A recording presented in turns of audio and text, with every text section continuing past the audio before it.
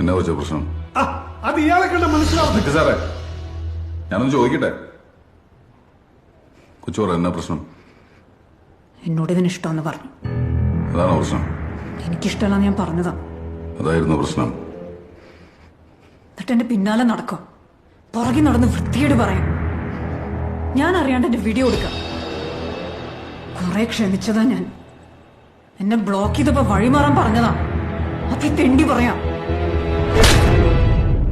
അവനെന്താ പറഞ്ഞേ?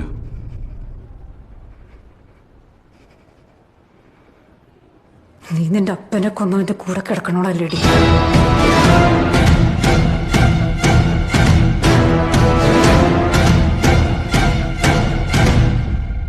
അടിക്ക്, അടിക്കടി അവനെ, അടിക്കടി. അങ്ങനെയെങ്കിൽ അങ്ങനെ